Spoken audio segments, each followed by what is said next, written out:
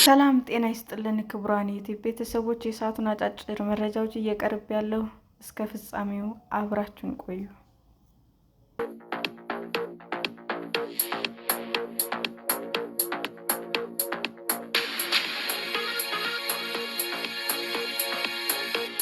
ትራምፕ ለኢራን ያስቀመጡት የመጨረሻ ማስጠንቀቂያ የፈጠረው አጣብቂኝ። ባለፉት 5 ሳምንታት በአሜሪካ፣ እስራኤል እና በኢራን ጦርነት ፕሬዚዳንት ዶናልድ ትራምፕ የተለያዩ የጊዜ ገደቦችን፣ ግዴታዎችን እና ማስፈራሪያዎችን አውጥተዋል። በአብዛኛው ግን እንግዲህ ግልጽ ሆነው አያውቁም። በኢራን ላይ ይከፈታል የተባለው አዲስ ዙር ጥቃት አውዳሚ ይሆናል። ከጥቂት ሰዓታት በኋላ በመላው ሀገሪቱ የሚገኙ ድልድዮች እና የኃይል ማመንጫዎች ዶግ አመድ ይሆናሉ። ትራምፕ ሰኞ ዕለት በጣም ትንሽ ነው የሚተወው በማለት ምን ያህል አውዳሚ ሊሆን እንደሚችል አመላክተዋል። ይህንን ዕጣ ፈንታ ለማምለጥ ፕሬዚዳንት ትራምፕ ኢራን ለእኔ ተቀባይነት ያለው ስምምነት ላይ መድረስ አለባት ብለዋል። የዚህ ስምምነት አንዱ ክፍል በሆርሙዝ ሰርጥ ነፃ የነዳጅ ዝውውር ነው። የመጨረሻው ሰዓት በተቃረበበት በዚህ ሰዓት ኢራን ለትራምፕ የግዴታ ውል ለመፈረም ዝግጁነቷን የሚያመላክት ትንሽ ፍንጭ እንኳ አላሳየችም። የኢራን መሪዎች ጊዜያዊ የተኩስ አቁም ስምምነት ውድቅ በማድረግ በአሜሪካ ባለስልጣናት የተጋነነ ያሉትን የግዴታ ዝርዝሮች ይፋ አድርገዋል። ይህም የአሜሪካዊውን ፕሬዝዳንት ከባድ ሁኔታ ውስጥ ያስቀምጣቸዋል። ስምምነት የማይኖር ከሆነ ትራምፕ ለ3 ሳምንታት እንዳደረጉት ሁሉ ለአራተኛ ጊዜ የሰጡትን ቀነ ገደብ ሊያራዝሙ ይችላሉ። ሆኖም ከእንዲህ አይነት ዝርዝር ማስፈራሪያ ካመኑት ጦርነቱ እየተባባሰ ሲሄድ ያላቸውን አመኔታ ይሸረሽራል። ኢራንና የተቀረው ዓለም ምንም እንኳ አሜሪካ በወታደራዊ ጡንቻና ስልት የተካነች ብትሆንም በግልጽ የጥንካሬ አቋም እየተደራደረች አይደለም የሚል መደምደሚያም ሊይዙ ይችላሉ።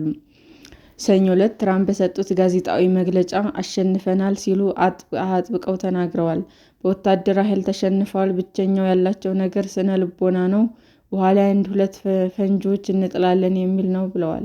ትራምፕ የጠቀሱት ስነ ልቦና በሆርሙዝ ወሽመጥ ነዳጅ እንዳይተላለፍ በድሮን ሚሳኤል እና ፈንጂዎች ማጠር አሜሪካ እውቅና ለመስጠት ፍላጎት ያላሳየችበት የኢራን ሀብት ሊሆን ይችላል። በሰኞው የትራምፕ ጋዜጣዊ መግለጫ ባለፈው ዓመት ሚድናይት ሃመር በሚል ስም የሚጠራው በኢራን የኒውክሌር ጣቢያዎች ላይ የተፈጸመውን ጥቃት፣ ባለፈው ጥር ደግሞ የቬኔዙዌላው ኒኮላስ ማዱሮን የተያዙበት መንገድ እንዲሁም በሳምንቱ መገባደጃ የነበረውን የአሜሪካ ወታደሮች የሕይወት አድን ተልዕኮ በመጥቀስ የአሜሪካን ወታደራዊ ኢላማ መቺነት አድንቀዋል። ትራምፕ እና የብሔራዊ ደህንነት ቡድናቸው በቅርቡ የተካሄደውን ተልዕኮ ስኬት በደስታ አክብረዋል። የተወሰደው እርምጃ አስደናቂ ቢሆንም የመከላከያ ሚኒስትሩ ፒት ሄግሴት አሳዛኝ ክስተት ከመፈጠሩ በፊት ሁኔታውን ለመቆጣጠር የተደረገ ተልዕኮ መሆኑን ግን በተዘዋዋሪ ጠቁመዋል። ምንም እንኳ አሳዛኝ ሁኔታ ቢወገድም ውዳሴ ያስተናገደው የሕይወት አድን ተልዕኮ የአሜሪካ ወታደሮች በኢራን የሚጠበቅባቸውን አደጋ ያንጸባረቀ ነው። በተጨማሪም ፕሬዝዳንቱ የአሜሪካ ወታደራዊ ኃይል ገደቦች እንዳሉት የተማሩበት ሊሆን ይችላል። ሌላኛው አማራጭ ትራምፕ ዛቻቸውን እውን ማድረግ ነው። ሰኞ ዕለት በተለያዩ ሁኔታዎች ይህ መፈጸም የማይፈልጉት መንገድ እንደሆነም ጠቁመዋል። ምንም እንኳ ትራምፕ ኢራናውያን የቀጠለውን የአሜሪካ ወታደራዊ ዘመቻ እንደሚችሉት ፍላጎት አላቸው ቢሉም፣ አሜሪካ የምታወድመው ማንኛውንም ነገር መልሶ መገንባት ያለበትና አሜሪካ መልሶ ግንባታ ጥረቱን እንደምትሳተፍ ተናግረዋል። መሰረተ ልማታቸውን ማውደም እፈልጋለሁ በፍጹም ብለዋል። አሁን ጥለን ዛሬ ብንወጣ ሀገሪቱን መልሶ ለመገንባት 20 ዓመታት ይወስድባቸዋል። የማውደሙ ዛቻቸውን ቢፈጽሙ የመልሶ ግንባታ ጥረቱ ክፍለ ዘመን እንደሚወስድም አክለው ተናግረዋል። ኢራን ወደ ድንጋይ ዘመን እንመልሳታለን ብለው የዛቱት ገሃዳዊ አይመስልም። ነገር ግን ኢራን በቀጠናው ወስደዋለሁ ያለችውን የውድመት አጸፋዊ እርምጃ ይልቁን አስከፊ እንደሚሆንና የሰብአዊ ቀውስ እንደሚያስከትል እውን ነው። በዚህ በመጨረሻ ሰዓት እንኳ ትራምፕ ስምምነቱ ፍሬ እንደሚያፈራ ተስፋቸው እንደቀጠለ ነው። በዚያኛው ወገን ንቁና ለመሳተፍ የሚፈልጉ ተሳታፊዎች አሉን ያሉት ትራምፕ ስምምነት ማድረግ ይፈልጋሉ፣ ከዚህ በላይ ስለዚህ መናገር አልችልም ብለዋል። ሁኔታዎች በተጧጧፉበት በዚህ ወቅትም የፕሬዝዳንት አርቆ አሳቢነት የሚታይ ይሆናል።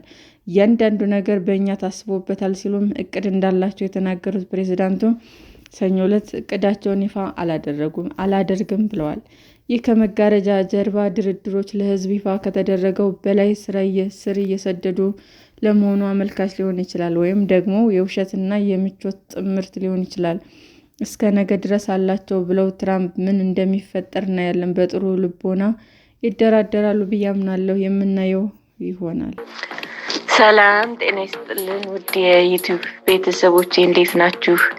አዲስ ጀማሪ ነኝና ሰብስክራይብ ያደረጋችሁ አበረታቱኝ። አመሰግናለሁ። የዩቲዩብ አድማጮቻችን ለሰዓቱ ያቀረብኩላችሁ አጫጭር መረጃዎች ይህንን ይመስል ነበር። በሌላ መረጃ እስክንገናኝ ሼር፣ ላይክ፣ ሰብስክራይብ እንዲሁም ቢቀርብልን የምትሉት መረጃ ካለ ኮሜንት እያደረጋችሁ ቸር ቆዩን።